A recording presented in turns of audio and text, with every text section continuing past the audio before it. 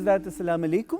رات گئے کا یہ طلسم ہوش ربا کہ جس میں ادب، زبان، ثقافت کے نئے نئے زاویے کھلتے ہیں، نئے نئے خیال آتے ہیں، اور جس میں آواز کی جھنکار ایسی حسین ہوتی ہے کہ ہمارے ناظرین سے جو ہمیں فیڈ بیک آتا ہے وہ یہ ہے کہ کچھ نہ کچھ اچھی گائکی تو ہنوز زندہ ہے۔ خواتین و حضرات، زبان اردو کے باب میں ایک غلط العوام شاید یہ بھی ہے کہ یہ شمالی بر صغیر کی گنگا جمنی تہذیب تک محدود کوئی زبان ہے۔ اگر ایسا ہے تو پھر بابا فرید کا لہجہ اور یہ جو اتنے زمانوں، اتنی ثقافتوں اور اتنی زمینوں کی خمیر اس زبان میں شامل ہوا ہے، اس کے ذائقے کا کیا کیجیے گا؟ یہ اساطیری ادب کیا ہوتا ہے؟ یہ لوک داستانیں، یہ قصے، یہ کہانیاں کیا آج کی نظم اور آج کی غزل میں کہیں نہ کہیں اس کا آہنگ، اس کی بازگشت سنائی نہیں دیتی؟ اگر ایسا ہے تو پھر زبان اردو کا دامن قدرے وسیع ہے، اس کو محض گنگا جمنی تہذیب تک محدود کرنا مناسب نہیں ہوگا، کیونکہ ہماری خوشگمانی تو یہ ہے کہ 1020 میں محمود غزنوی کی فوجوں نے لاہور کی فصیلوں کو موم کیا تھا، تو اسی شہر خوش خصال لاہور میں یہ زبان مرتب ہونا شروع ہوئی تھی۔ اساطیری ادب کی بات ہو، نظم کی داستان کی بات ہو، غزل میں لوک داستانوں کا لہجہ سنائی دے، تو پھر ایک شخص سے بات کرنا بہت ضروری ہے کہ جس کا نام غلام حسین ساجد ہے۔ میرے مہمان ہیں غلام حسین ساجد صاحب۔ ساجد صاحب 70 کی دہائی کیا، 70 کے بعد سے ہر ایک دہائی کے ممتاز ترین شاعر ہیں۔ آپ نے جو کمال کی 2 کتابیں، نئی پاکستانی غزل نئے دستخط اور نئی پاکستانی نظم اور نئے دستخط، ہم جاننا چاہتے ہیں کس کا دستخط جو ہے وہ اس پہ ثبت ہے۔ آپ کم و بیش 16 اردو کی کتابیں جو شاعری، تنقید اور فکشن کی ہیں، اور 11 پنجابی کی کتابوں کے مصنف ہیں۔ آپ کی 95% غزل اردو میں ہے اور 95% نظم پنجابی میں ہے۔ تو یہ دونوں زبانوں میں جو ایک صنف کو آپ نے بٹھا دیا ہے، اس کا سبب کیا ہے یہ بھی جاننا چاہتے ہیں۔ اور میں خاص طور پہ آج آپ سے جو اساطیری نظم ہے، اساطیری غزل ہے، اور یہ جو ایک مسنومر ہے کہ اردو محض گنگا جمنی زبان ہے، شہر لاہور سے لے کے ساہیوال تک اور میاں چنو تک کون کون آیا ہے اور کیسا کیسا آیا ہے، آپ سے سب یہ بات ہوگی۔ اور خواتین و حضرات، رات گئے ہو اور کھنکتی ہوئی آواز نہ ہو کہ جو بہت دیر تک جس پہ آپ سر دھنا کیجئے۔ سائمہ ممتاز، کیسی ہیں آپ؟ اللہ کا شکر، آپ سنائیں اتنا ٹھیک ہے؟ اچھا گاتی ہیں، اتنا کمال کا گاتی ہیں۔ رات گئے میں گاہے بگاہے تشریف لائی ہیں، غزل بھی اتنی ہی اچھی گاتی ہیں جتنا فوک گاتی ہیں، اور فوک بھی اتنا ہی اچھا گاتی ہیں جتنا گیت گاتی ہیں۔ ہم چاہیں گے کہ آج آپ کی یہ آواز جو ہے وہ ساجد صاحب کو ایک اچھی غزل لکھنے پہ مائل کرے۔ واو، دیٹس گریٹ۔ ساجد بھائی، سب سے پہلے تو بہت نوازش آپ تشریف لائے۔ ساجد بھائی، اگر میں آپ سے قصہ شروع کروں، کس عمر میں شعر کہنا شروع کیا؟ کس رجحان کے تابع آ کے شعر کہنا شروع کیا؟ وہ یقیناً کسی صورت میں بھی کوئی دبستان لکھنؤ، کوئی دبستان دلی نہیں تھا۔ یہ تحریک اردو زبان کی اور وہ بھی شعر کہنے کی کیسے ہوئی؟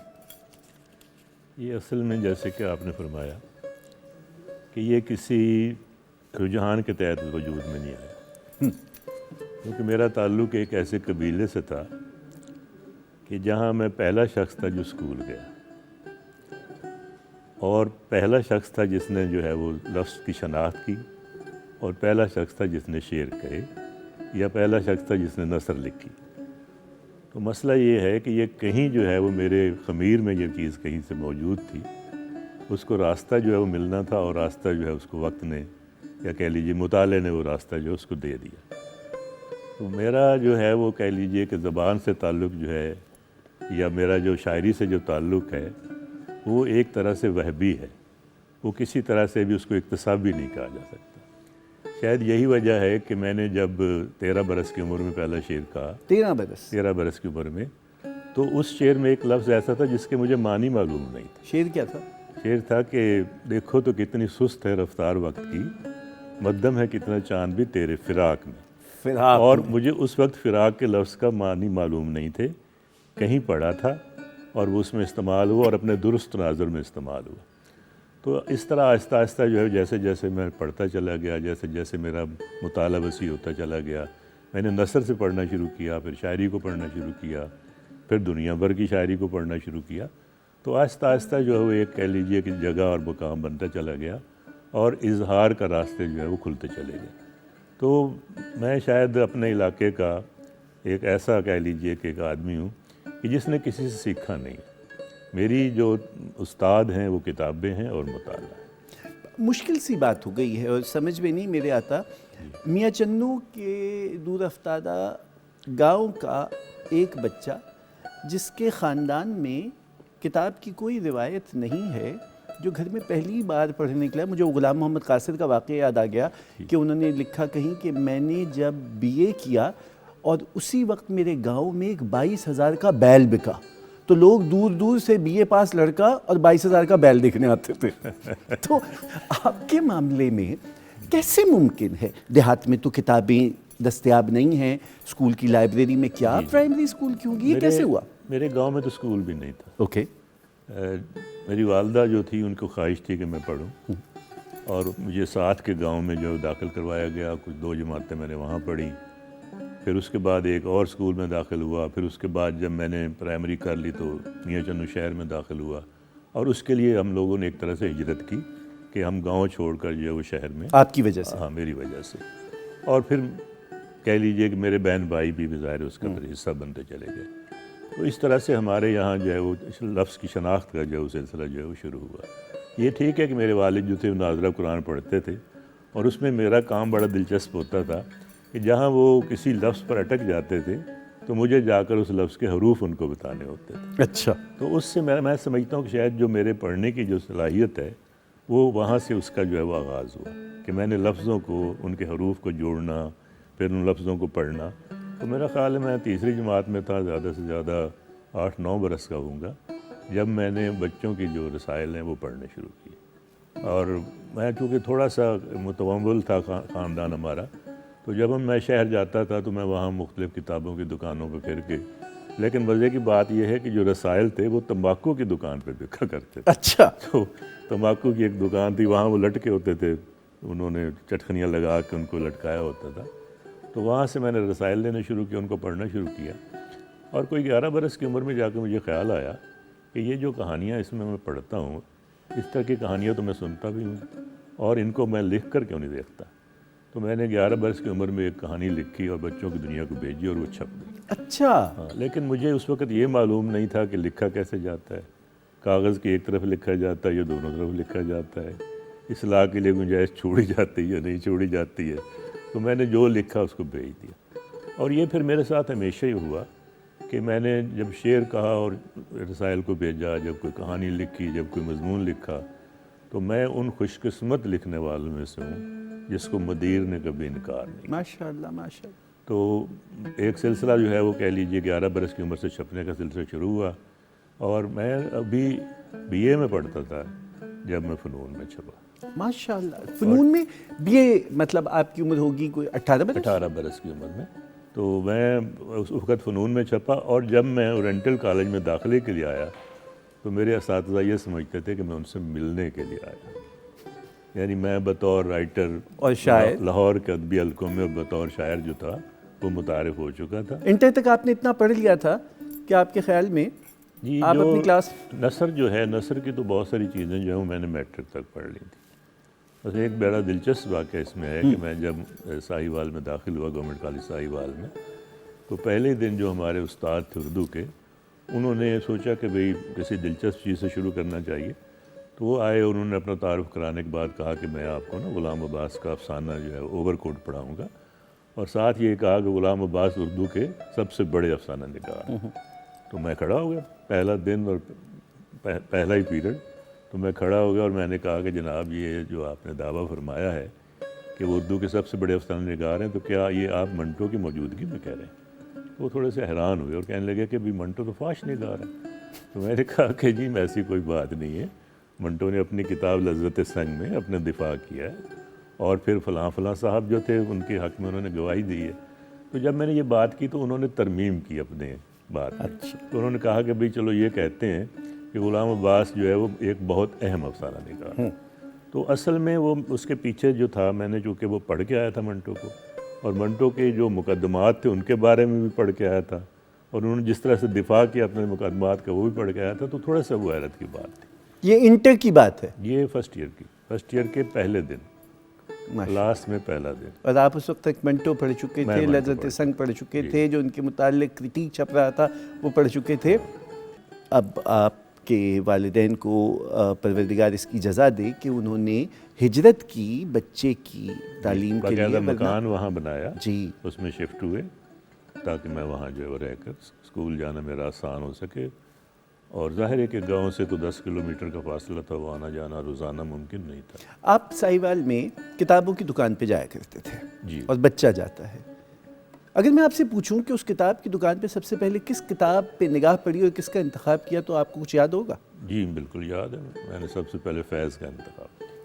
اللہ. اور کتاب تھی زندہ نامہ اور نقش فریادی، اور اس کے علاوہ ساحر کی کتاب. اور یہ کون سی عمر تھی آپ کی؟ 16 برس. آپ نے فیض کا انتخاب کیا اور ساحر کا. جی. فیض سے پھر تعلق کیسا رہا؟ فیض کو میں نے پڑھا اور فیض مجھے جو ہے وہ یاد ہو گئے. اچھا اس زمانے میں شاید میموری بھی اچھی تھی، بلکہ میں سمجھتا ہوں کہ شاید فوٹوجینک میموری تھی، کیونکہ صرف فیض یاد نہیں ہوئے تھے بلکہ میں جس کو بھی پڑھتا تھا وہ مجھے یاد ہو جاتے تھے. تو میں نے فیض ایک طرح سے یاد ہو گئے. لیکن فیض سے ملاقات بہت دیر میں، جب میں یہاں اورینٹل کالج میں آ گیا پڑھنے کے لیے، تو وہاں اورینٹل کالج کے ایک مشاعرے میں وہ جو یونیورسٹی کے حال میں ہوا تھا اس میں وہ آئے تھے، اور وہاں میں نے ان کو پہلی مرتبہ سنا. اس وقت میں شعر کہتا تھا، میں نے بھی اس مشاعرے میں اپنی غزل پڑھی تھی، لیکن ظاہر ہے بہت شروع میں پڑھ کے پھر وہ تو صدارت فرما رہے تھے تو ان کو سنا وہاں. اس کے بعد ان سے پھر گاہے گاہے ملاقاتیں ہوتی رہی، لیکن جو ان سے یادگار ملاقات ہے وہ 1982 میں. اوکے. ہاں، وہ اس لیے کہ اس وقت تک میں خود جو تھا فیض ہی کے مرتب کر دے کر پرچے میں لوٹس میں چھپا تھا. اچھا. اور فیض صاحب تک میرا نام بطور شاعر جو لوٹس تو بیروت سے چھاپتے تھے. بیروت سے چھپتا تھا، لیکن اس میں یہاں کی چیزیں جو ترجمہ اور انگریزی ٹرانسلیشن کے ساتھ چھپتی تھیں. تو میری کچھ نظمیں جو تھیں وہ ٹرانسلیشن ہوئی تھیں اور وہ وہاں چھپی تھی، اور وہ نظمیں محمد سلیم الرحمان نے ترجمہ کی تھی. اچھا. تو یہ بھی ایک اعزاز تھا میرا. تو وہ پھر فیض صاحب کی یہاں جو ہے وہ سالگرہ ہوئی، اور وہاں سالگرہ کی جو تقریب تھی، جب چائے وائے کا موسم آیا تو میں ان کے پاس گیا اور میں نے اپنا وہ کہا کہ مجھے آٹوگراف دیجئے اور اپنا نام بتایا. تو انہوں نے کہا کہ تم تو بہت اچھے شاعر. اچھا اس میں ایک مزے کی بات یہ ہے کہ جب میں نے دستخط کروا لیے تو میں نے کہا یہ قلم مجھے دے دیجیے. کہنے لگے یہ کیوں؟ میں نے کہا جی میں نہیں چاہتا کہ اب اس قلم سے آپ کسی اور کو دستخط کر کے دیں. تو وہ قلم اب بھی میرے پاس ہے، میں نے کیا خوش نصیب ہے.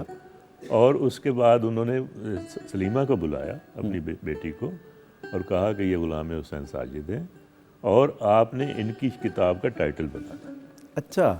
تو میری جو دوسری کتاب ہے عناصر، اس کا ٹائٹل سلیمہ کا. جی میں آپ نے بنایا بھائی، واہ، وہ بہت، یہ تو بڑا مزے کا قصہ ہے. اچھا زید بھائی، آپ کے معاملے میں ایسا نہیں ہوا ہے، شاعر تو شاعر ہے، نظم کا شاعر غزل بھی کہتا ہے، غزل کا شاعر نظم بھی کہتا ہے، یہ تو ایک طرف رہی، لیکن آپ اتنے اچھے افسانے میں بھی ثابت ہوئے. نثر اور نظم دونوں کو چلانا، شاعری اور نثر دونوں کو بیک وقت چلانا مشکل کام نہیں ہے؟ نہیں، میرا خیال ہے کہ اس کا جو موضوع ہے نا وہ فیصلہ کرتا ہے. مطلب جب آپ کو کوئی خیال آتا ہے تو وہ خیال ہی بتاتا ہے آپ کو کہ میں غزل کا خیال ہوں، میں نے نظم میں آنا ہے، یا میں نے کہ اس سے مجھے بڑا جو ہے وہ کوئی کینوس جو ہے وہ چاہیے. وہ بڑا کینوس ظاہر ہے افسانے کا بھی ہو سکتا ہے، وہ ناول کا بھی ہو سکتا ہے، وہ ناولیٹ کا بھی ہو سکتا ہے، مضمون کا بھی ہو سکتا ہے نا. تو یہ جو موضوع ہے وہ تعین کرتا ہے کہ مجھے کس چیز میں اپنے آپ کو جو ہے وہ ظاہر کرنا ہے. تو میرا خیال ہے کہ میں چونکہ اس طرح سے کوئی سوچ کے نہیں لکھتا کہ میں نے غزل لکھ لی ہے، میں نے نظم لکھ لی ہے، موضوع خود بخود فیصلہ کرتا ہے اور چیز جو ہے وہ بنتی چلی جاتی ہے. تو کہیں نہ کہیں جو ہے وہ غیب سے ہی اس کا فیصلہ ہو رہا ہوتا ہے. میں نے جس بدنیتی سے سوال کیا تھا اس کو میں واقف لیتا ہوں. جی جی. احباب کے نزدیک اگر آپ نے ہٹ ہونا ہے تو مناسب ہوگا کسی ایک صنف کا انتخاب کیجئے، کیونکہ if you are trying to be a jack of all trades you can't be a master of any one species. تو اس لیے یا شاعری کا انتخاب ہوتا ہے یا نثر کا انتخاب ہوتا ہے. آپ نے ایسا نہیں سوچا؟ مسئلہ یہ ہے کہ آپ کا کل جو ہے وہ کیسے ظاہر ہو. ضروری تو نہیں کہ وہ صرف غزل میں ظاہر ہو. اگر آپ اپنی ذات کے ہر حصے کو جو ہے وہ اپنی فکر کے ہر جو ہے وہ رخ کو ظاہر کرنا چاہتے ہیں تو پھر کسی ایک صنف تک محدود رہنا بہت مشکل ہوتا ہے. ظاہر ہے کہ میں نے جس علاقے سے میں آیا ہوں اور پھر جس طرح کی دنیا میں رہا ہوں اس دنیا کی جو تجربات ہیں وہ ایک وسعت چاہتے ہیں. وہ وسعت جو ہے وہ اصناف تبدیل کر کے پیدا کی جا سکتی ہے. وہ صرف ایک جگہ پہ محدود ہو. میں جیک آف آل ٹریڈز نہیں بننا چاہتا لیکن مسئلہ یہ ہے کہ مجھے وہ کہیں نہ کہیں چیز ادھر کھینچ کے لے جاتی ہے. تو اب جو چیز افسانے میں بیان ہو سکتی ہے اس کو میں غزل میں کیسے بیان کروں؟ کہانی اتری ہے، کہانی اتری ہے، مضمون اترا ہے، افسانہ اترا ہے، ناول اترا ہے، تو ایسے لکھنا پڑے گا نا. اچھا سفر بھی آپ کا ساتھ ساتھ ہے. 11 برس کی عمر میں شعر کہا ہے، 13 برس کی عمر میں بچوں کی دنیا میں کہانی چھپی ہے، تو ساتھ ساتھ چل رہا ہے. دو رنگی ہے یہ، اس پہ بات کرتے ہیں. لیکن سائمہ کی جانب چلتے ہیں. سائمہ مزاج کیسے ہیں آپ کے؟ خیریت سے ہیں؟ ٹھیک ٹھاک ہیں؟ اللہ کا شکر. کام کیسا ہے آپ کا؟ الحمدللہ اچھا چل رہا ہے. ماشاء اللہ. ہمیں کیا سنا رہی ہیں سب سے پہلے؟ آپ کو سب سے پہلے، کیونکہ پیرنٹس جو ہوتے ہیں وہ بڑی ایک نعمت ہوتے ہیں بچوں کے لیے، تو میں یہ سمجھتی ہوں کہ ماں کی جو ایک تعظیم اور جو ایک رتبہ ہے بہت بڑا ہے، تو انہی کے نام سے پہلے ماشاء اللہ.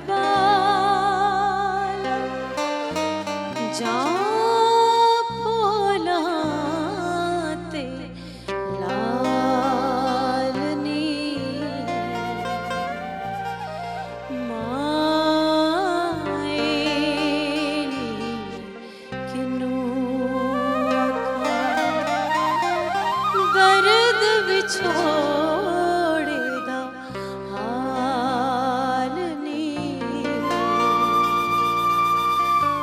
مائے نیری کنوں آکھاں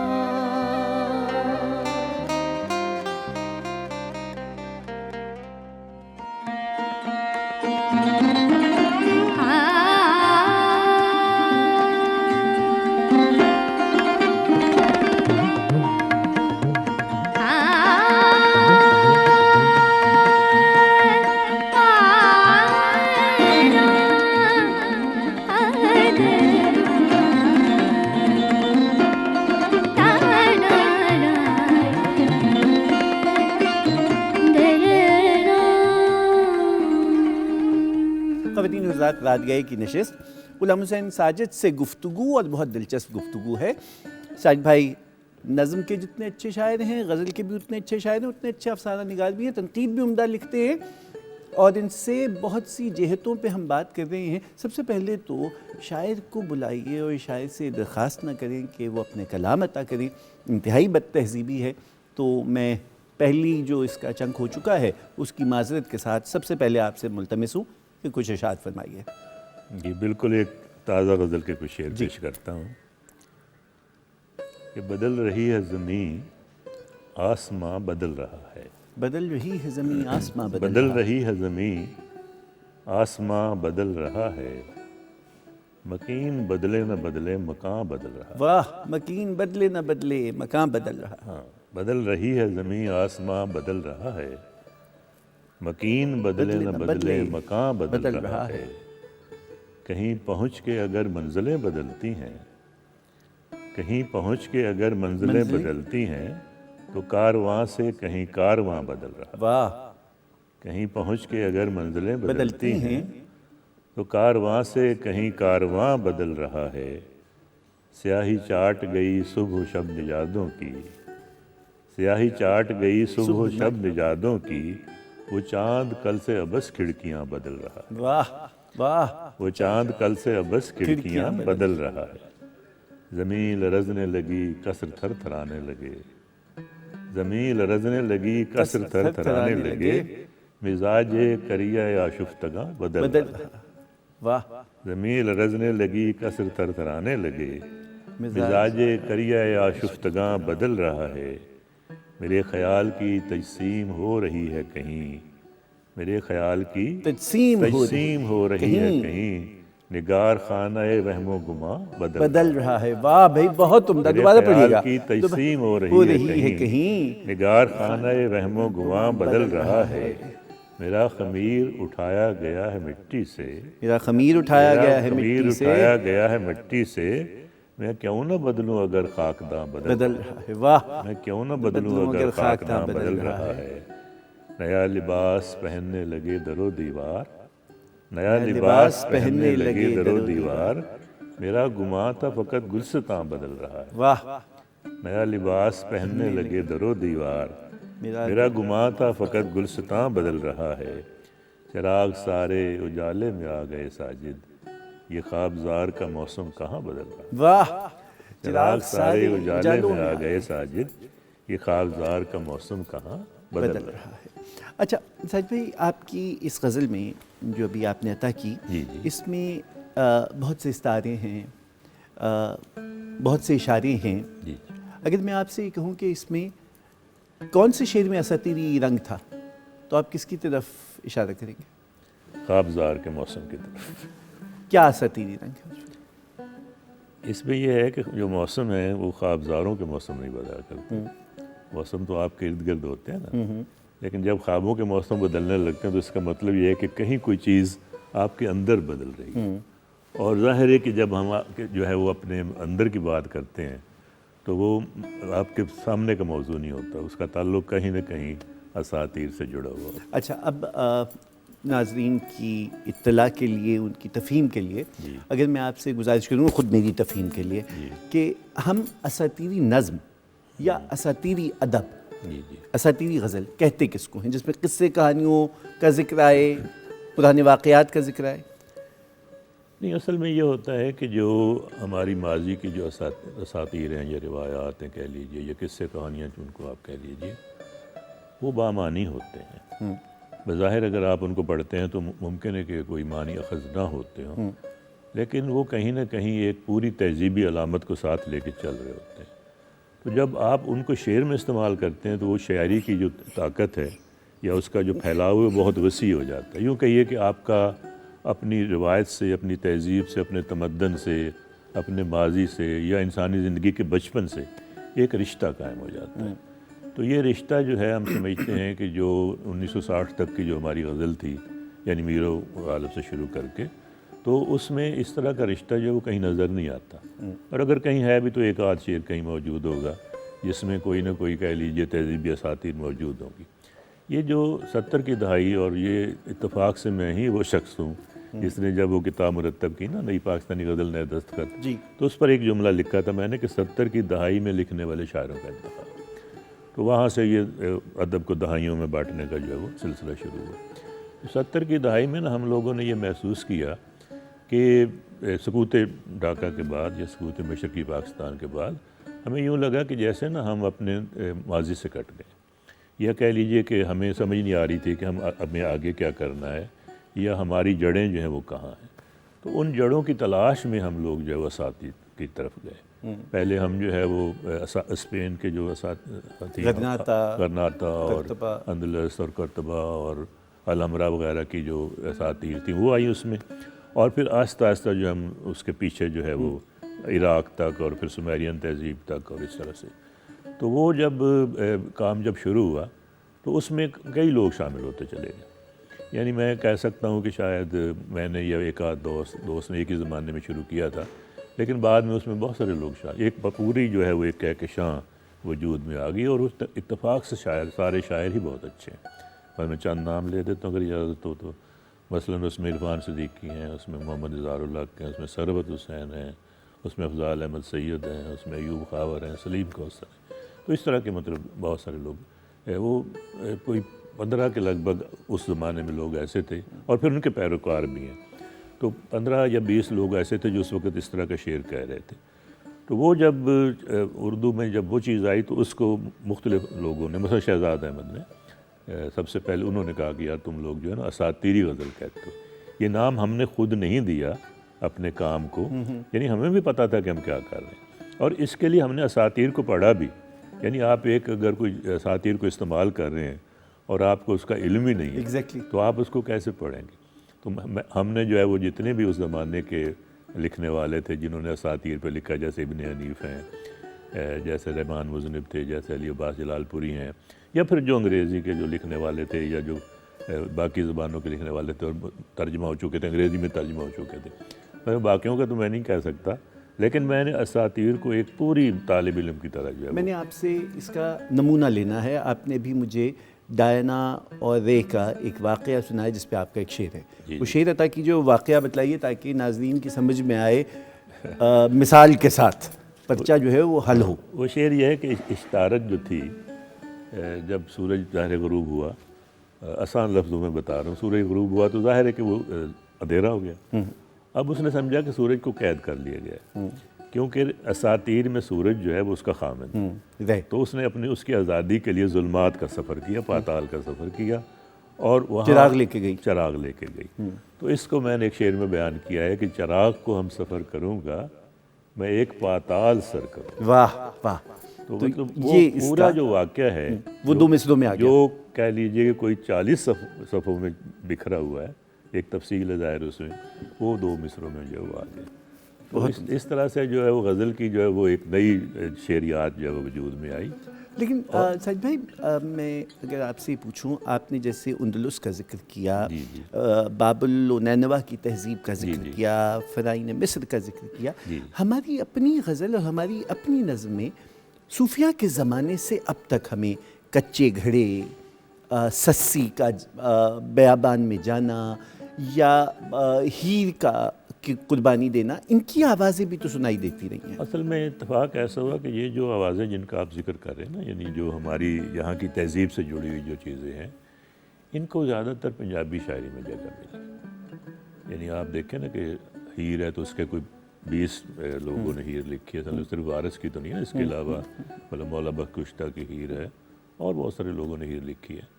تو ہیر جو ہے نا وہ یا اس طرح کے جو سسی ہے فرض کیجئے، یا سسی پنو ہے یا سونی مہیوال ہے، یہ شاید اس لیے کہ یہ بڑی وسیع داستانیں تھیں، طویل داستانیں تھیں اور ایک خاص طرح کی مٹی سے جڑی ہوئی تھیں، تو اس مٹی کی جو زبان ہے اسی میں اس کا اظہار جو ہے وہ زیادہ ہوا ہے۔ غزل اصل میں ہم نے درآمد کی ہے، فارسی سے کی ہے نا، فارسی سے پھر ہم اس کو اردو میں لائے، اردو سے پھر آہستہ آہستہ وہ دوسری زبانوں میں بھی مروج ہو گئی۔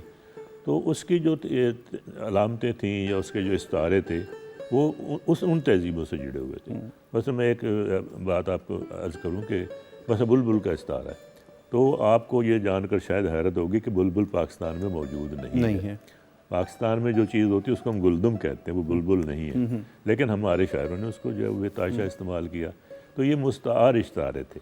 تو اس لیے شاید ہماری غزل میں ہماری جو یہاں کی داستانیں وہ کہیں حوالہ آیا تو ایک آدھ کسی شعر میں آ گیا ہوگا، لیکن اس طرح سے پوری طاقت کے ساتھ نہیں آئی جتنی طاقت کے ساتھ جو ہے وہ آنی چاہیے تھی۔ وہ پنجابی میں آئی ہے، وہ سندھی میں آئی ہیں، وہ بلوچی میں آئی ہیں، مطلب وہ ہماری جو لوکل زبانیں ہیں، جو ہماری پاکستانی زبانیں ہیں، پاکستانی زبانوں میں تو وہ پوری اپنی طاقت کے ساتھ اور اپنے پورے معنویت کے ساتھ اور پوری علامتوں کے ساتھ اور پوری اپنی جو ہے تہذیبی شناخت کے ساتھ آئی ہیں، لیکن وہ افسوس کہ وہ اردو کی طاقت نہیں بن سکی، یا اردو نے ان سے فائدہ نہیں اٹھایا، اور اگر اٹھایا تو بہت کم اٹھایا۔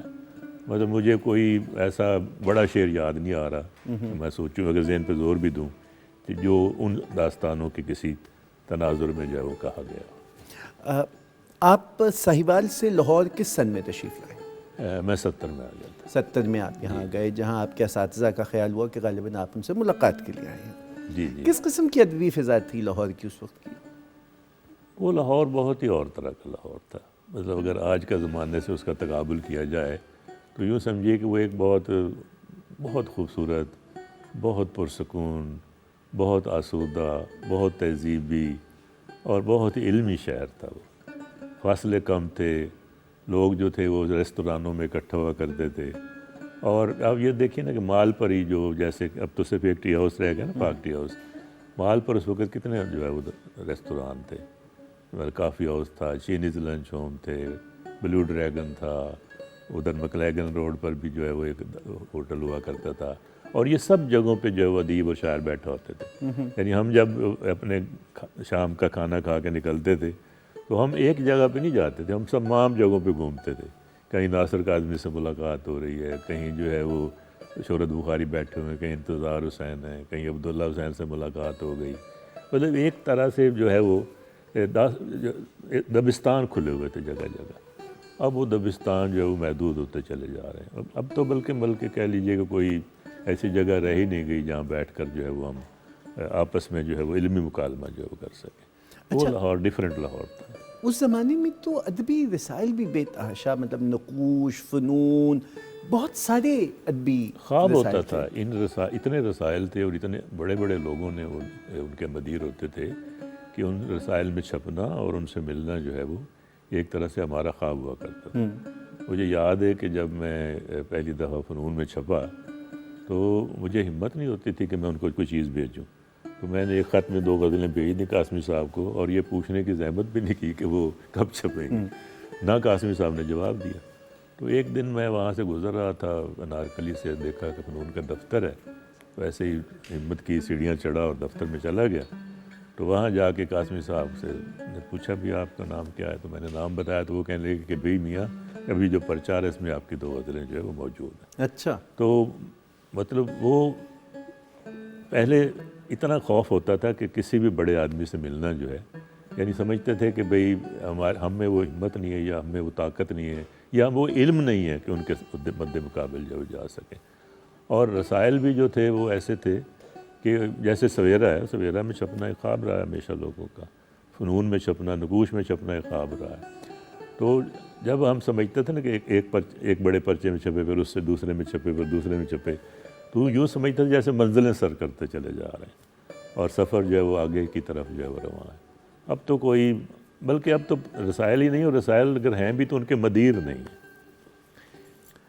کیونکہ اب کوئی مدار، اب لوگ کیا چیزیں اکٹھی کرتے ہیں اور ان کو رسالے کی شکل دے دیتے ہیں. اس زمانے میں مجھے یاد ہے کہ میں نے پاکستانی ادب میں اپنا ایک افسانہ بھیجا. سبط حسن اس کے مدیر تھے. 4 صفحے کا افسانہ تھا. سبط حسن نے اس پر مجھے 8 صفحے کا اختلافی خط لکھا. اچھا. انہوں نے کہا بھائی یہ تم نے جو لکھا ہے اس میں یہ مسائل ہیں. افسانے کی جو فارمیٹ تھی یا اس کا جو نثر تھی اس پہ اعتراض نہیں تھا، موضوع پہ اعتراض تھا. اچھا. وہ کہتے تھے کہ اس سے جو ہے وہ مسائل پیدا ہو سکتے ہیں. خیر اب انہوں نے 8 صفحے کا خط لکھا. آج کوئی مدیر یہ کرتا ہے کہ وہ آپ کو یہ بتائے کہ آپ نے جو لکھا ہے اس سے کیا مشکلات پیدا ہو سکتی ہیں، اس سے کیا مسائل پیدا ہو سکتے ہیں، اور تمہیں اس سے کیا جو ہے وہ مشکل پیش آ سکتی ہے. آج کل تو یہ اگر ایسا کچھ ہاتھ لگ جائے تو کمال ہو جائے، اس لیے کہ اس کی وجہ سے بہت زیادہ لائکس اور ڈس لائکس آئیں گے، اور جتنی کنٹروورسی ہوگی اتنا ہی زیادہ آپ پاپولر ہوں گے. میں لاہور کے اس عہد کی بات آپ سے جاری رکھوں گا، لیکن اب میں سائمہ کی جانب جانا چاہوں گا اور سائمہ سے کہوں گا کہ اب گفتگو میں تھوڑا سا سر ملا دیں. لطف وہ عشق میں پائے ہیں کہ جی جانتا ہے، رنج بھی ایسے اٹھائے ہیں کہ جی جانتا ہے، جی جانتا ہے.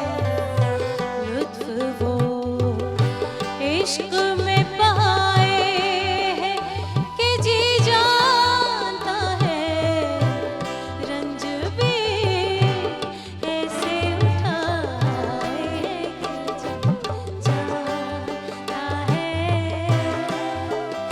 جی جانتا ہے.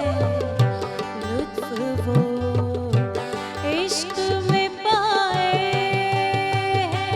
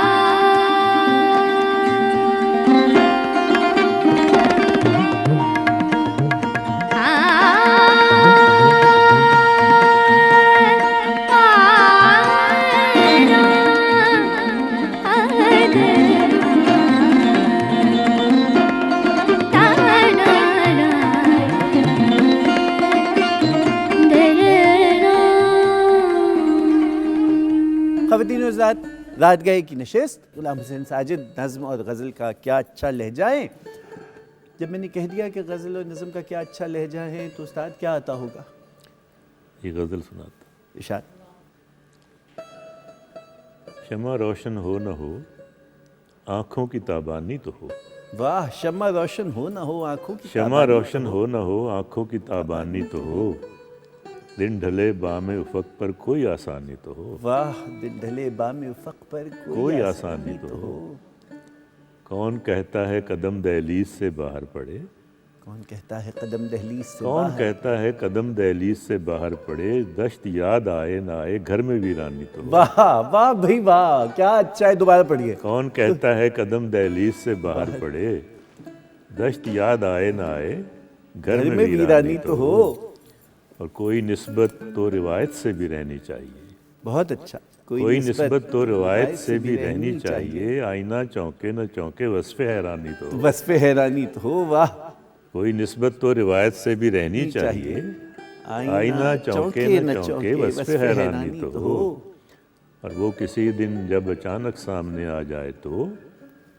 دل میں چنگاری نہ ہو پر آنکھ میں پانی تو ہو، بہت اچھا، دل میں وہ کسی چنگاری دن نہ جب اچانک سامنے آ جائے تو دل میں چنگاری نہ ہو پر آنکھ میں پانی تو ہو، اور جس گلی میں زندگی برباد کرنی ہے ہمیں، جس گلی میں زندگی برباد زندگی برباد کرنی ہے ہمیں، اس گلی میں کار وحشت کی فراوانی کرنی تو تو ہو، ہو، واہ، اس گلی میں کار کار وحشت وحشت کی کی فراوانی تو ہو، اور وصل کی خواہش اگر پوری نہیں ہوتی نہ ہو، نہ ہو، وصل کی خواہش اگر پوری نہیں، وصل کی خواہش اگر پوری نہیں ہوتی نہ ہو، پر کسی کے دور رہنے سے پریشانی پریشانی تو ہو، پر کسی کے دور رہنے سے پریشانی تو ہو، درگزر کرتا ہوں ساجد میں فقط یہ سوچ کر آپ کا مد مقابل آپ کا ثانی تو ہو، بھائی بہت اچھا، درگزر کرتا ہوں ساجد میں فقط یہ سوچ کر آپ کا مد مقابل آپ کا ثانی تو ہو، شمع روشن ہو نہ ہو آنکھوں کی تابانی، بہت اچھا، درگزر کرتا ہوں سوچ کر، ساجد بہت اچھا۔ ساجد بھائی، آپ سے اگر میں، چونکہ آپ زبان و ادب سے آپ کا علاقہ ہے، میں اگر آپ سے یہ کہوں کہ ہمارے ہاں جو عربی اور فارسی پہلے بچوں کو مدرسے میں پڑھائی جاتی تھی تو ہماری زبان پر ان کے استعارے عام تھے۔ اب تو آپ ذرا سا کوئی لفظ استعمال کر لیں تو کہتے ہیں جی سلیس کیجئے، اس کو آسان کیجئے۔ یہ جو بہت آسانی کے چکر میں ہم نے عربی اور فارسی سے اپنی رسی توڑوائی ہے، اس کے سبب سے کہیں اردو غزل اور اردو نظم جو ہے اس میں کچھ کجی یا کہیں کمی یا اس کی وسعت میں، اس کے معیار میں کچھ کمی واقع نہیں ہوئی؟ اصل میں جو ہے نا، یہ تبدیلی جو ہے وہ صرف شاعری تک نہیں، محدود نہیں۔ وجہ یہ ہے کہ زبان جو ہے، ظاہر ہے کہ وہ ایک ایسا ٹول ہے کہ جس کے ذریعے آپ اظہار کرتے ہیں نا۔ زبان جو ہے وہ، جیسے آپ نے کہا کہ اگر اس میں عربی اور فارسی کی روایت جو موجود ہوگی تو وہ زیادہ زرخیز ہوگی، اور زیادہ زرخیز ہوگی تو اس کا جو اظہار ہوگا وہ زیادہ تہدار ہوگا۔ تو ایک تو ہم جو ہے وہ زبان کے جو تہدار اظہار ہے اس سے ہم محروم ہوتے چلے جا رہے ہیں۔ آپ نے دیکھا ہوگا کہ اب ہمارے پاس ایک ایسا ٹول ہے کہ ہم اپنی غزل خود شائع کر سکتے ہیں، یعنی ہم فیس بک پہ لگا دیتے ہیں اور ہم اپنے مدیر خود ہیں۔ تو ایک تو سیکھنے کا عمل ختم ہو گیا اس سے۔ جب ہم شائع ہوتے تھے تو پہلے مدیر کی نظر سے گزرتی تھی اور پھر بڑی کوششوں کے بعد وہ چیز شائع ہوتی تھی، تو آج آسانی ہو گئی ہے۔ لیکن مسئلہ یہ ہے کہ ہم اب سیکھنے کے جو عمل ہے وہ ختم ہو گیا، میں سمجھتا ہوں۔ استاد ہوتا تھا ہمیشہ، استاد بھی جو اب موجود نہیں ہے۔ تو ان سب سے یہ ہوا ہے کہ واقعی ہمارا جو شعری اظہار ہے وہ کمزور ہو رہا ہے، زبان کی سطح پر بھی ہو رہا ہے، اظہار کی سطح پر بھی ہو رہا ہے، اور وہ کہہ لیجئے کہ اس کی جو تاثیر ہے اس کی سطح پر بھی ہو رہا ہے۔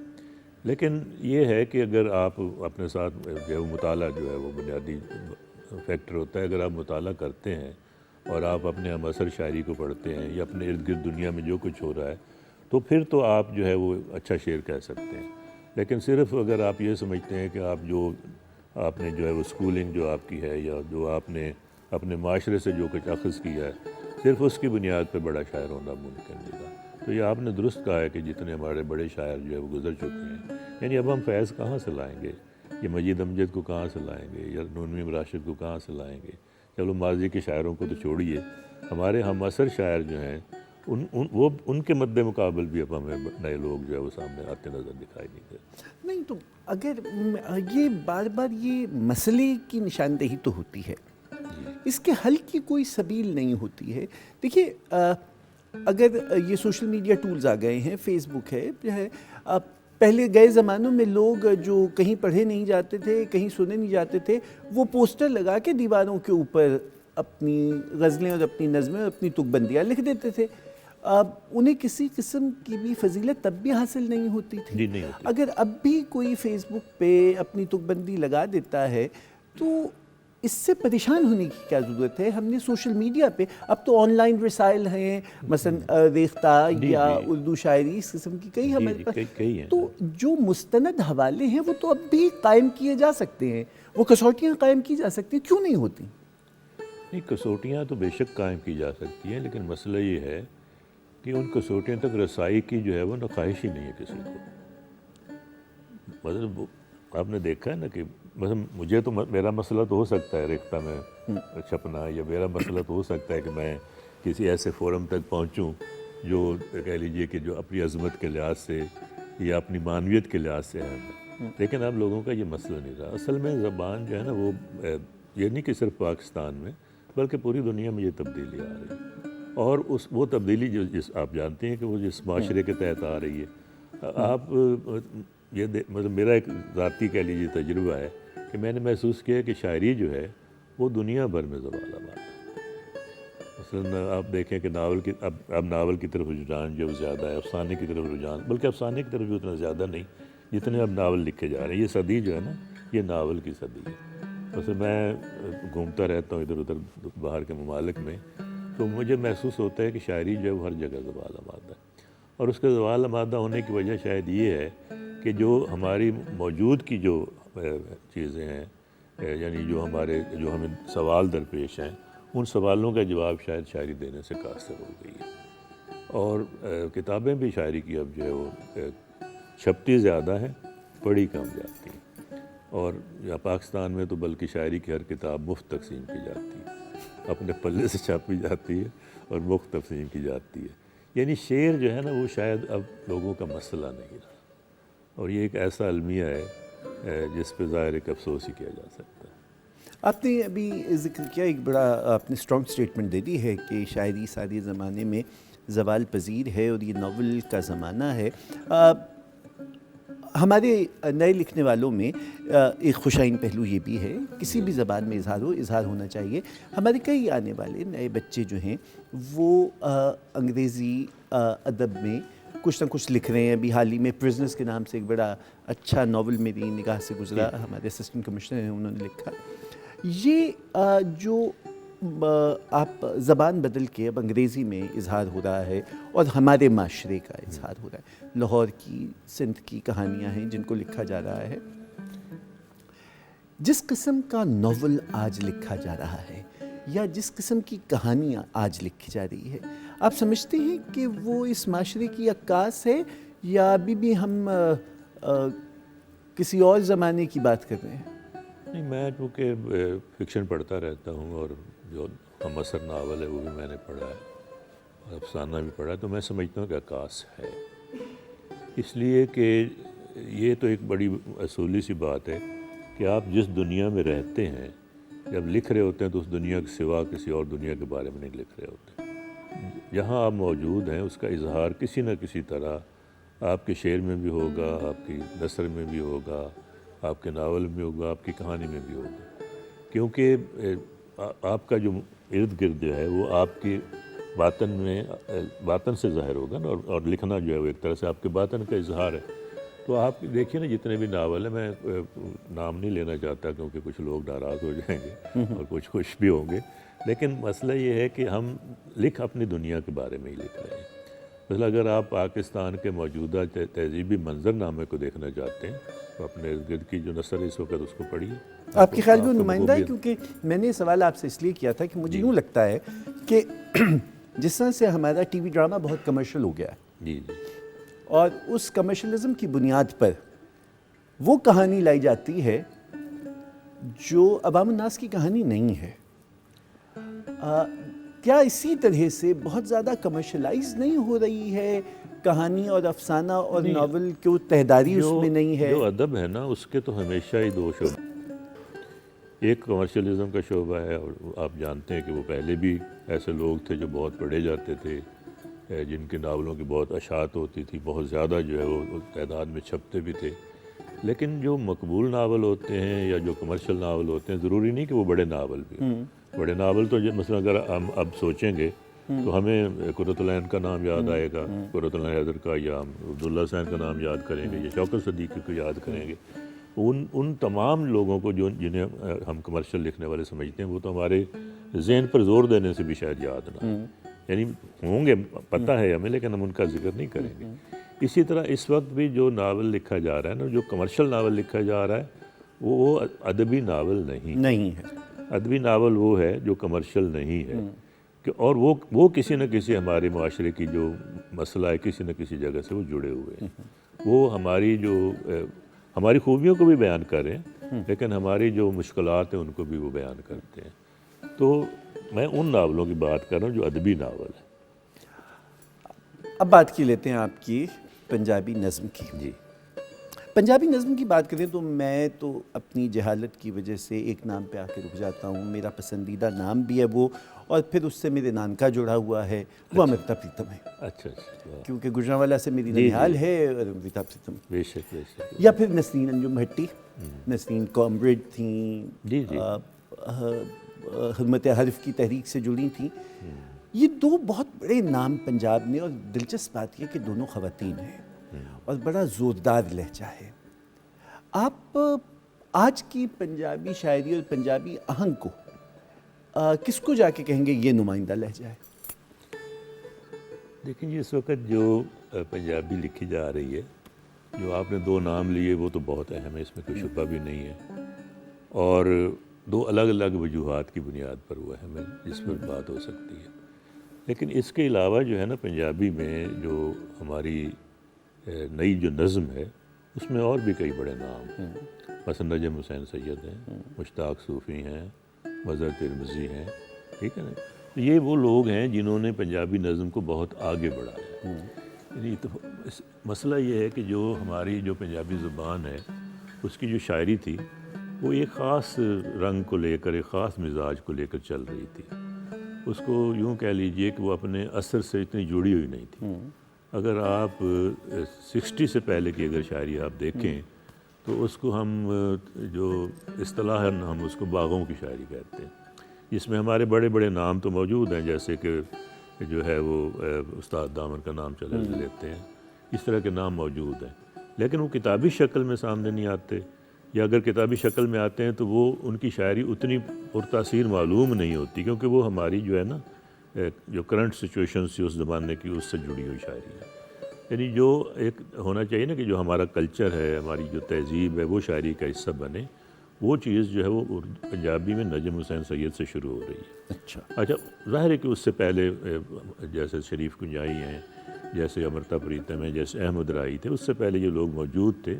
لیکن جو ایک جس نے روایت ایک نئی کی طرح ڈالی اور ایک نئی جو ہے وہ ادبی لہر جو ہے وہ پنجابی میں داخل ہوئی، تو وہ میں سمجھتا ہوں کہ نجم صاحب ہیں. اور نجم صاحب کی اب حیرت انگیز بات ہے کہ 100 سے زیادہ کتابیں ہیں، تو بہرحال ان کا بہت کام ہے. پھر ان کے آگے بہت سارے لوگ ہیں جنہوں نے وہاں سے روشنی لی. میں خود سمجھتا ہوں کہ میں اسی لہر کا ایک حصہ ہوں. تو اب مسئلہ یہ تھا کہ ہم چاہتے تھے کہ ہم جو پنجابی ہے نا اس کو رچ کریں، اور کس طرح سے کریں کہ اس کو دنیا بھر کی جو ایک جو فضا ہے، شعری فضا ہے، جو اس سے جوڑ دیا جائے. تو میں سمجھتا ہوں کہ کسی حد تک اس میں کامیاب ہوئے. استاد اب اس کی مثال دیجیے نا. اب اس گفتگو کی مثال کے لیے ضروری ہے کہ آپ کی پنجابی نظم سنی جائے. جی میں پیش کرتا ہوں، بلکہ ایک زبانی مجھے ایک نظم یاد ہے، پہلے وہ سنا دیتا ہوں. نظم کا عنوان ہے پینجیا. پینجیا پینجیا پینجدے میری مٹی جنوں پان چڑھی ہے سکھ دی. پینجدے میری مٹی جنوں پان چڑھی ہے سکھ دی. پینجدے میری آفر جڑی وجسے نہیں ممدی. پینجدے میری کاوٹ جڑی مڑ مڑ مینوں کھمدی. پینجدے پتھر ہوندے پانی ਮਚਦੇ ਮਚ ਨੂੰ ਪਿੰਜਦੇ, ਪਿੰਜਦੇ ਕੂੜ ਨੂੰ ਕੋੜ ਨੂੰ ਕੱਚ ਨੂੰ ਵਿੱਚੇ ਸੱਚ ਨੂੰ ਪਿੰਜਦੇ। वाह वाह वाह। ਪਿੰਜਦੇ ਕੂੜ ਨੂੰ ਕੋੜ ਨੂੰ ਕੱਚ ਨੂੰ ਵਿੱਚੇ ਸੱਚ ਨੂੰ ਪਿੰਜਦੇ, ਪਿੰਜਦੇ ਤਾਲ ਨੂੰ ਗੁਰ ਨੂੰ ਸੁਰ ਨੂੰ ਚੜ੍ਹਦੀ ਲੈ ਨੂੰ ਪਿੰਜਦੇ, ਪਿੰਜਦੇ ਤਾਲ ਨੂੰ ਗੁਰ ਨੂੰ ਸੁਰ ਨੂੰ ਚੜ੍ਹਦੀ ਲੈ ਨੂੰ ਪਿੰਜਦੇ, ਪਿੰਜਦੇ ਮੇਰੇ ਆਲ ਦੁਆਲੇ ਦੀ ਹਰ ਸ਼ੈ ਨੂੰ ਪਿੰਜਦੇ, ਤਾਂ ਜੇ ਨਵੀਂ ਤੁਲਾਈ ਵਿੱਚੋਂ ਨਿੱਘ ਚੜੇ ਮੁੜ ਜਗ ਨੂੰ, ਤਾਂ ਜੇ ਜੀਵਨ ਦਾਨ ਮਿਲੇ ਮੁੜ ਸਾਡੇ ਹਾਂ ਦੀ ਅਗ ਨੂੰ, ਪਿੰਜਿਆ ਪਿੰਜਦੇ ਮੇਰੀ ਬੇਟੀ। वाह। अब मुझे ये बतलाइए कि सबसे पहले तो ख़ुद पंजाब के बसने वाली नई नस्ल को जो पॉलिएस्टर की रज़ाइयाँ उड़ती है उसको पिंजिया का मतलब कैसे पता चलेगा? कि एक ज़माने में हमें याद है हमारे बचपन में वो आया करता था जो रुई को धुनता था जी, और जी। उससे रज़ाइयाँ बनती ये वही थीं है। और डोरे डलते थे, लेकिन एक इस्तारा भी है बड़ा खूबसूरत, क्या अच्छा इस्तेमाल किया। जी क्या सुनाएंगी हमें? सर मैं आपको जावेद कुरैशी साहब की लिखी हुई गज़ल सुनाऊंगी और जिसको कंपोज़ किया मोहसिन रज़ा साहब ने।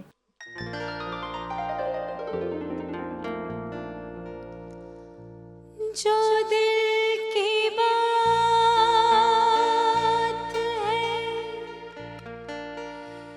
कैसे जुबान पर लाए, बड़ा मुहाल है जीना, कहो तो मर जाए,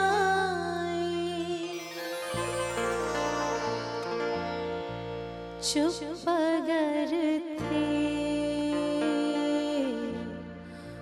भरम तो कायम था, बात भी खोई,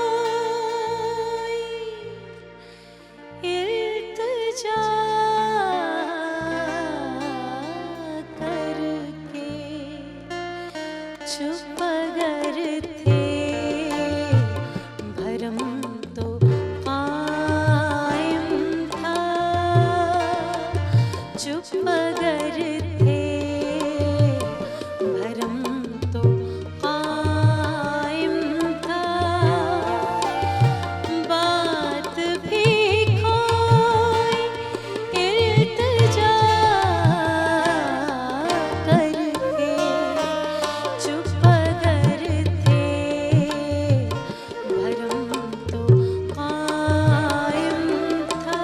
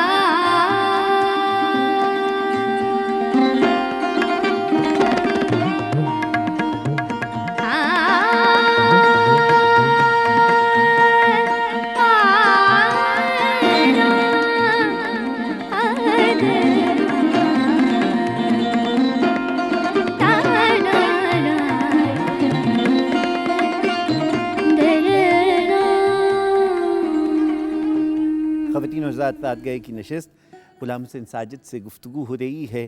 ساجد بھائی نے کیا اچھی پنجابی کی نظم اس وقفے سے پہلے ہمیں سنائی پنجا۔ اگر میں گزارش کروں کہ ایک اور پنجابی کا کلام عطا ہو جائے تو محفل سج جائے گی۔ جی میں ایک نظم پیش کرتا ہوں، ارشاد۔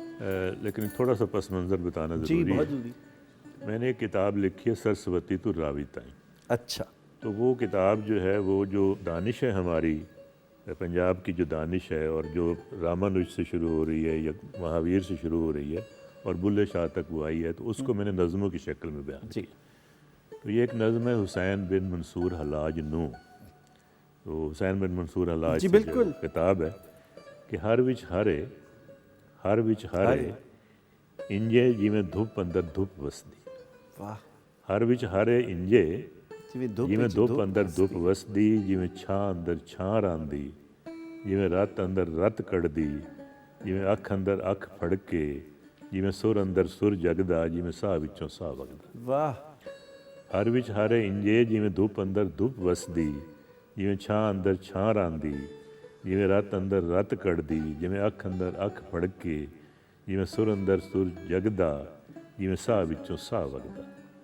ہر وچ ہرے انجے جیویں پانی اندر چس سے، پانی اندر چس سے، ہر وچ ہرے انجے جیویں پانی اندر چس سے، جیویں داکھاں اندر رس سے، جیویں چولہے اندر تائے، جیویں دل دے وچ دعا ہے، جیویں اکھاں اندر خواب ہے، جیویں زاری وچ ثواب ہے، جیویں روح دے اندر سکھ ہے، جیویں ہک دے اندروں ہک۔ واہ واہ، ہر وچ ہرے انجے جیویں پانی اندر چس سے، جیویں داکھاں اندر رس سے، جیویں چولہے اندر تائے، جیویں دل دے وچ دعا ہے، جیویں اکھاں اندر خواب ہے، جیویں زاری وچ ثواب ہے، جیویں روح دے اندر سکھ ہے، جیویں ہک دے اندر ہک ہے۔ ہر وچ ہرے مڑ کیوں اپنی ہون دی دس نہیں پوندی، ہر وچ ہرے مڑ کیوں اپنی ہون دی دس نہیں پوندی، ساہ لیاں جند اوکھی تھیندی، رت رگاں وچ جمدی۔ ہر وچ ہرے تو تاں ہر نو ہر جائیں ہر روپ وچ ڈٹھا۔ واہ، ہر وچ ہرے تو تاں ہر نو ہر جائیں ہر روپ وچ ڈٹھا، مڑ کیوں میں رنگیاں تے او دی رمز نہیں تو کھولی، مڑ کیوں میں رنگیاں تے او دی رمز نہیں تو کھولی، اوڑک اپنے نال لگیوں اپنے یار دی بولی۔ واہ واہ۔ مجھے اگر کچھ اس میں سمجھنا ہو آپ سے، جو ایک تو آپ نے اس میں ہڑ کا لفظ استعمال کیا، کس کو ہڑ کہتے ہیں؟ نہیں ہڑ نہیں، یہ ہر ہے۔ ہر ہر کس کو کہتے ہر جو ہے وہ ایک تو ہر ہے سبھی، اور دوسرا ہر جو ہے وہ ہری سے ہے۔ ہری کا مطلب ہے خدا۔ ہیں؟ واہ، تو ہر وچ ہرے یعنی وحدت الوجود کی بات ہو گئی نا، واہ۔ کہ جیسے ہماوست، تو یہ ہماوست ہے۔ ہر وچ ہرے یعنی ہماوست۔ تو چونکہ وہ ہماوست کا انہوں نے نعرہ لگایا تھا بالکل۔ اور مجھے انال یہ حق کہا بتلائیے، تھا، تو اس کو میرے سوال پوچھنے کا آپ سے مقصد یہ ہے جی کہ جو ہماری نئی نسل ہے، جی جو نظم وہ کہہ رہی ہے، جو غزل وہ کہہ رہی ہے، اور خاص طور پہ علاقائی زبانوں میں جو بیان ہو رہا ہے، ان میں کیا ان کی سمجھ بوجھ ان استعاروں کی ہے؟ کیا وہ ثقافت سے اس طرح جڑے ہوئے ہیں کہ یہ حوالے، یہ استعارے ان تک آ سکیں؟ جیسے میں نے آپ نے ابھی پینجیے کی بات کی تھی، اور میں نے آپ سے کہا کہ اب اس پولیسٹر رضائیوں کے دور میں کس کو یاد رہے گا یہ؟ اچھا، مسئلہ یہ ہے کہ کسی بھی زبان کا جو استعارہ ہوتا ہے اس تک پہنچنا پڑتا ہے۔ استعارے خود بخود نہیں کھلا کرتے۔ اگر آپ کے اندر لگن ہے، اگر آپ کے اندر تڑپ ہے، آپ اپنی تہذیب سے، اپنے کلچر سے جڑنا چاہتے ہیں، تو پھر تو آپ کو یہ سارا کچھ سیکھنا پڑے گا نا۔ یہ تو نہیں ہے کہ سپون فیڈنگ تو نہیں ہو سکتی اس کی۔ اس کا تو ایک ہی طریقہ ہے کہ آپ جو ہے وہ، جیسے میں نے پہلے عرض کیا کہ مطالعہ کریں۔ اگر مثلا جیسے آپ نے سوال کیا ہر کے حوالے سے، تو آپ نے سوال کیا تو ایک رمز کھل گئی نا۔ تو اس طرح سوال کرنا چاہیے، اور وہ سوال اپنے آپ سے کرنا چاہیے، اور اس کا جواب جو ہے وہ آپ کو مطالعے میں ملے گا۔ ہمارا معاشرہ سوال کرنے سے گھبراتا کیوں ہے؟ نہیں، میرا خیال ہے گھبراتا نہیں ہے، اس کی سمت درست نہیں ہوتی۔ سمتیں درست کرنے کی ضرورت ہے، اور وہ استاد کر سکتے ہیں۔ اور معذرت کے ساتھ اساتذہ جو ہے وہ اس دنیا سے جانا شروع ہو گئے۔ اچھا، اور اس کی خیر بہت ساری وجوہات ہیں، ان پہ ایک الگ مکالمہ ہو سکتا ہے۔ اس میں کیا جو ہمارے اساتذہ سے مراد اگر میں استاد ماسٹر کے معنی میں نہ لوں، جی جی، اسکول ٹیچر کے معنی میں میں نہ بھی لوں، ان معنوں میں نہیں اور کہہ رہا جی۔ اساتذہ آپ جیسی شخصیات کہ جو ادب سے جڑے ہیں، جو بیان سے جڑے ہیں، جی جی، ان کا بھی ایک بہت زیادہ فاصلہ ہو گیا ہے نئے لکھنے والوں سے یا نئی بات کہنے والوں سے، یا اب جو یہ اس میڈیا کی چکا چوند ہے اس میں جو گفتگو میڈیا کے مختلف آرگن سے، ٹیلی ویژن سے، پوڈ کاسٹ سے، ریڈیو سے، جاکی سے جو ہو رہی ہے، اس کی بنت میں استاد کا ہاتھ کیوں نہیں ہے؟ اس کی وجہ یہ ہے کہ جو ٹیکنالوجی ہے وہ ہمیں تنہا کر رہی ہے،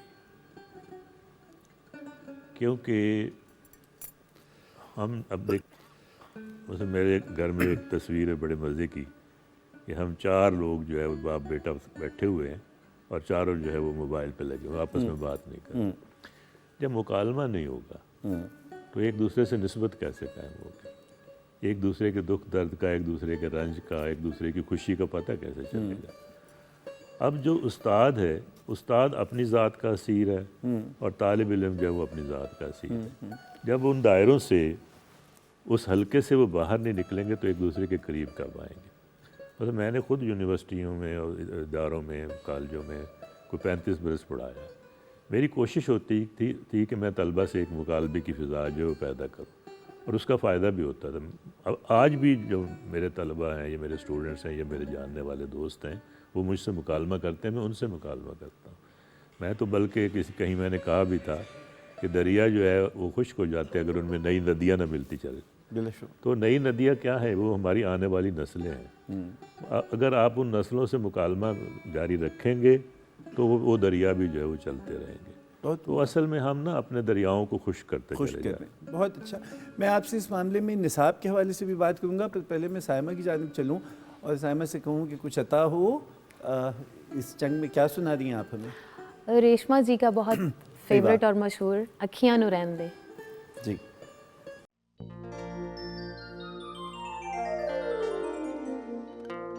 ਵੇਖਣੇ ਦਾ ਚਾਅ ਮੈਨੂੰ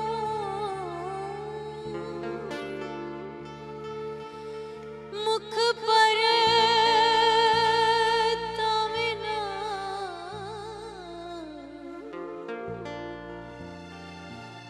ਵੇ ਨੇੜੇ ਨੇੜੇ ਵਸੀ ਢੋਲਾ ਦੂਰ ਦੂਰ ਜਾਵੀਂ ਨਾ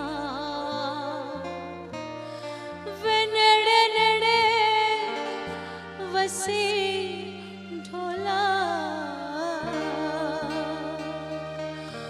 ਦੂਰ ਦੂਰ ਜਾਵੀਂ ਨਾ ਵੇ ਦੂਰ ਦਾ ਖਿਆਲ ਛੱਡ ਬਸ ਅੱਖੀਆਂ ਦੇ ਕੋਲ ਕੋਲ ਚੰਨ ਪਰਦੇਸੀਆ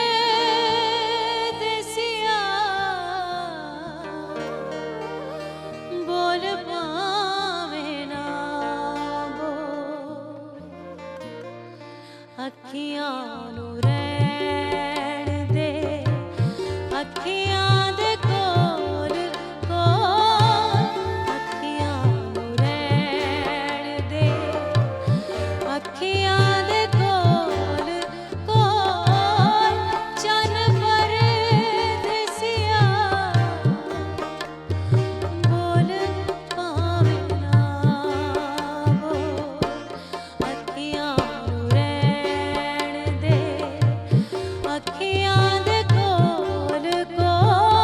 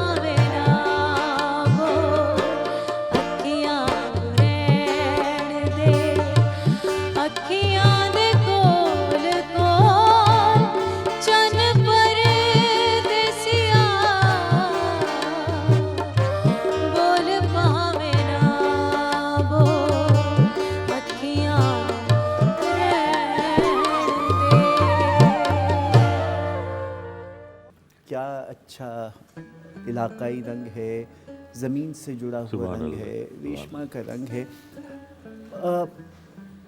क्या सबब है, आपने निसाब भी तय किया, जी। क्या सबब है कि हमारी जो नई नस्ल है वो अपने इतने बड़े तहजीबी विरसे से उस तरह से आगाह नहीं है? इतने चैनल्स हैं, क्लासरूम है, तालीम का तरीक़ा है, निसाब तय हो रहा है, आप खुद उस सारे प्रोसेस का हिस्सा रहे, कहाँ पे कजी है? निसाब का जो सिलसिला है, मेरा जो तजुर्बा है उसकी बुनियाद पे ये बात मैं कर रहा हूँ कि निसाब अगर उस्ताद ख़ुद बनाएगा तो ये जो गैप है ये ख़त्म हो सकता है। मसला ये कि निसाब जो है वो नाफिज किया जाता है। मतलब अगर मैं निसाब साजी कमेटी का रुकन रहा हूँ तो उसका मतलब ये नहीं कि मैं निसाब बना रहा था, मैं सिर्फ बने हुए निसाब की तहजीब कर रहा था।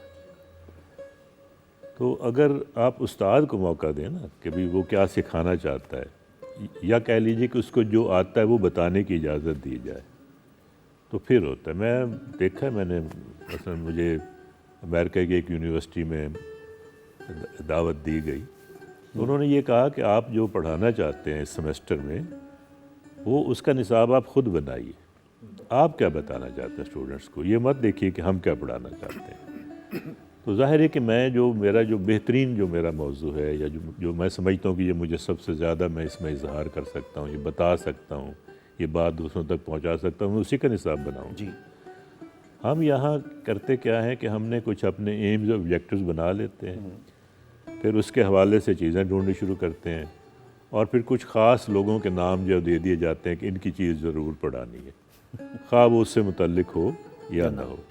नतीजा ये होता है कि जो हम मकसद हासिल करना चाहते हैं, जिस गोल तक हम पहुंचना चाहते हैं, वो मुमकिन हो नहीं सकता। तो तालिब इल्म को जो एक तो ये कि हम ऐसा निसाब पढ़ाते हैं जिसमें उसकी दिलचस्पी नहीं होती। दूसरी बात ये है कि हम तालिब इल्म को ख़ुद मौका नहीं देते कि वो सीखने की कोशिश करे। हम पहले तो उसको जो है वो एक ख़ास तरह की कोई मज़मून पढ़ाते हैं या कोई चीज़ पढ़ाते हैं, फिर उसकी गाइड भी फराहम कर देते हैं। तो अगर हम जो है वो मसलन उस तालिब इल्म का जो अपना जो पार्टिसिपेशन है वो हमारे यहाँ है ही नहीं। वो पार्टिसिपेशन होगी तो वो सीखेगा ना, और वो पार्टिसिपेशन पैदा करने के लिए ज़ाहिर उस्ताद की ट्रेनिंग होनी चाहिए।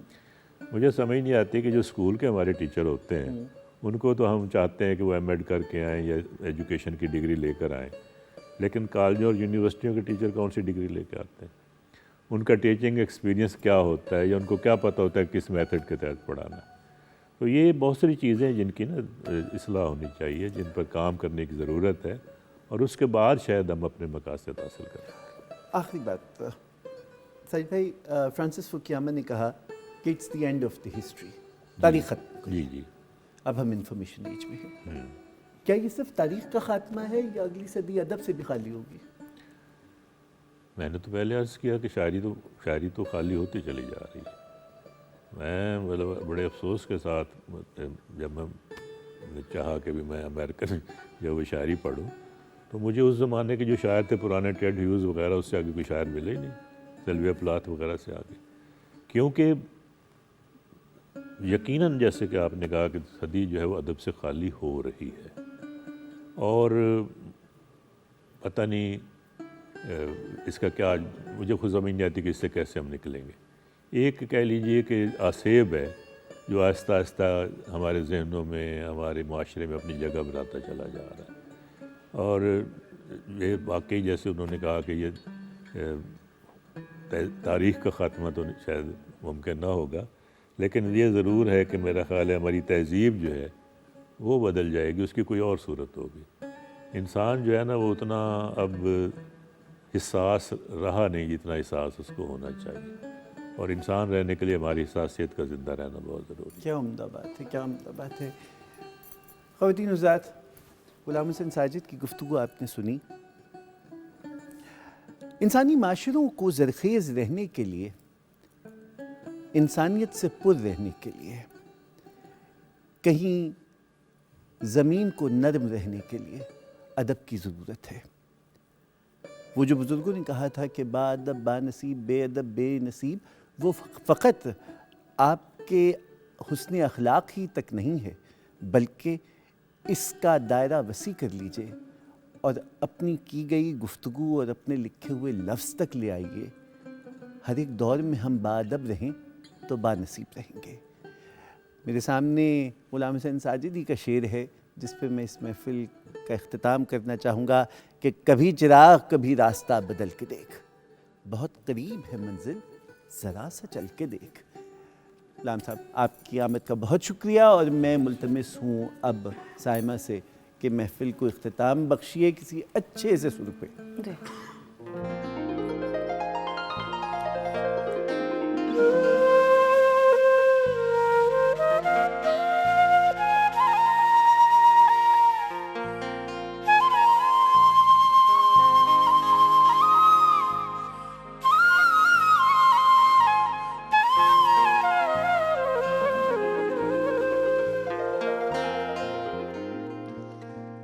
ਵੇ ਮੈਂ ਚੋਰੀ ਚੋਰੀ ਤੇਰੇ ਨਾਲ ਲਾ ਲਈਆਂ ਅੱਖਾਂ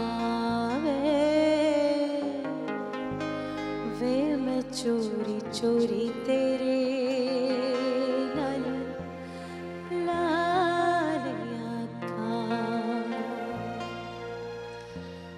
ਦੁਨੀਆ ਤੋਂ ਝੱਕਾਂ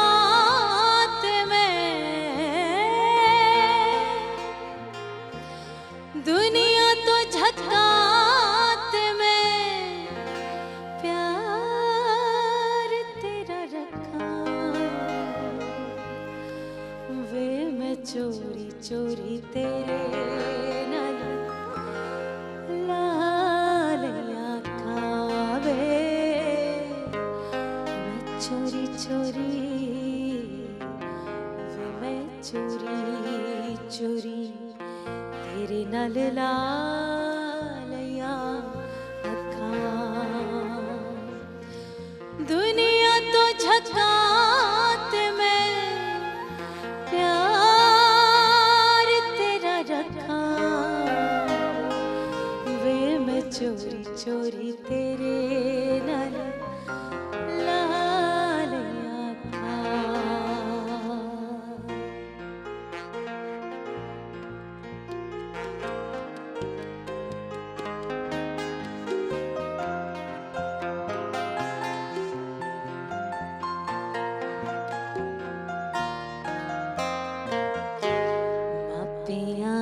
लज तेरे लई मैं गवाई वे मापियां दी लज तेरे लई मैं गवाई वे तू ते अणजान साडी वे कदर ना पाई वे फिर भी मैं झल्ली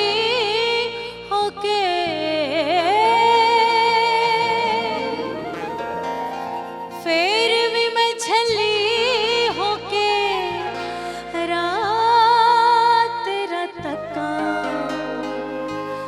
वे मैं चोरी चोरी तेरे नाल ला लिया अखां दुनिया तो झकात में प्यार तेरा रखा वे मैं चोरी चोरी तेरे नाल वे ला लिया अखां।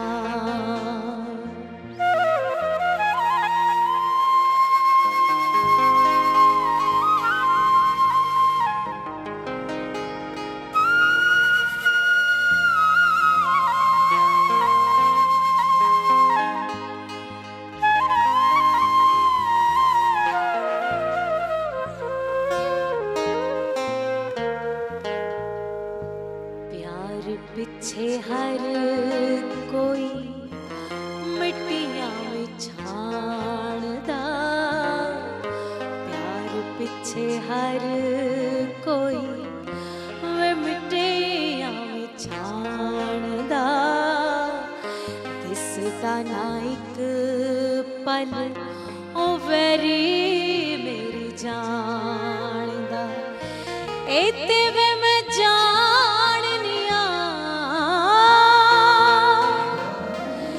ਵੇ ਤੇ ਵੇ ਮੈਂ ਜਾਣਨੀਆਂ ਤੈਨੂੰ ਮੇਰੇ ਜਿਹੀਆਂ ਲੱਖਾਂ ਵੇ ਮੈਂ ਚੋਰੀ ਚੋਰੀ ਤੇਰੇ ਨਾਲ ਲਾਲੀਆਂ ਅੱਖਾਂ ਵੇ ਮੈਂ ਚੋਰੀ ਚੋਰੀ ਵੇ ਮੈਂ ਚੋਰੀ ਚੋਰੀ ਤੇਰੇ ਨਾਲ ਲਾਲੀਆਂ ਅੱਖਾਂ ਵੇ